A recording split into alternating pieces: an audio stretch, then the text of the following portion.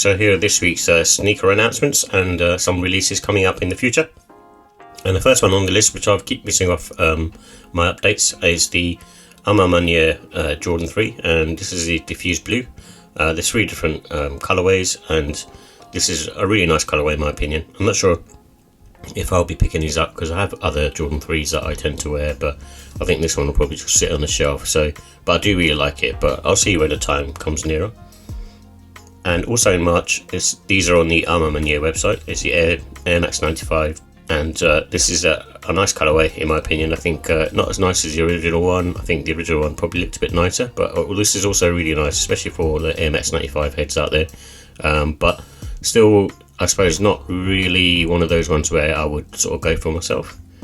Something that I really like, maybe black sneakers are growing on me on March 29th as well, is the Maniere Air Force 1, and this is also called the Hand Wash Cold, and it seems to be women's sizes, but I'm sure that'll be extended sizes, and in all honesty it doesn't make too much difference in terms of the way they're shaped. However, I think this one looks really nice. I think the other colorway that they released, the more sort of taupe pink colorway, just wasn't that much of an easy wear, and I think this one lends itself well to sort of wearing every day, but also because of the sort of white swoosh and the Maniere text on the side being in white, just kind of offsets it nicely in my opinion. And also on the 20th of March, got the Supreme Nike Air Max 1 pack, and there's 4 different colorways. There's a black, a purple, yellow and white, and I like the cursive text on the back, or the world famous text, but apart from that they're very sort of standard average, but I'm sure they will sell out anyway because people are into these Air Max ones, and also Supreme still. And also on the 21st of March, got the Comme, garçons New Balance 990 V6 pack, and these are, they look nice. I do like the 990 V6, comfortable sneaker on foot, but they will be very expensive, and that's the reason why, it's one of those ones where I'll probably sit on the shelf. And also on the 28th of March, got the Atmos New Balance 740, and the 740 I've seen a few people wearing here and there, and I think they look quite nice on the feet actually. And this Atmos collab, obviously being in pink, probably in time for the Easter holidays, is quite nice as well. And also on the 8th of April, there's a new sneaker from Luka and from Jordan brand, so it's a 0.77, and these are mainly for sort of outdoor wear, so like playing basketball outside, and I actually do think they look nice, and that's why I sort of featured them.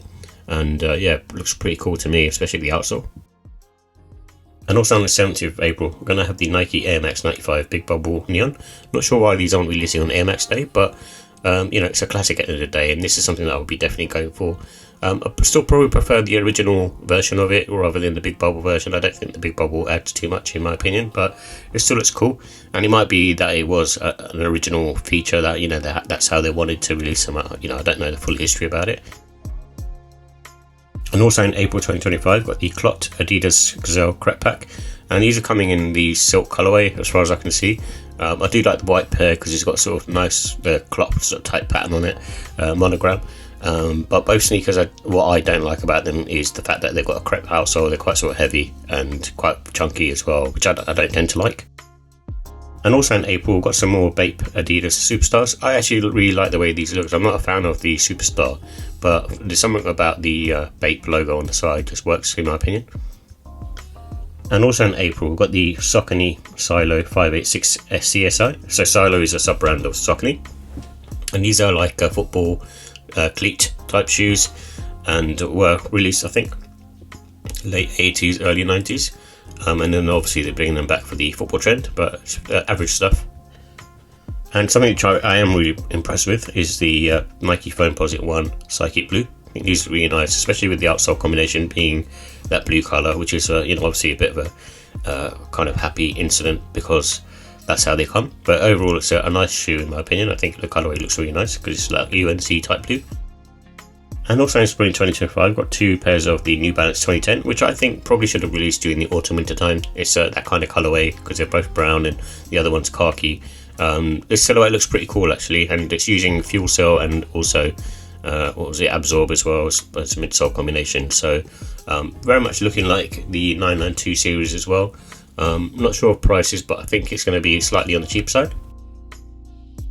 And also in spring summer, we have the Adidas SPZL collection, and what with the SPZL collection, they usually to put a twist on the different sneakers and basically give them a slightly different tooling or upper based upon classic Adidas models, so that's the reason why they're called SPZL, because they're more sort of unique looking but still having the same Adidas design aesthetic.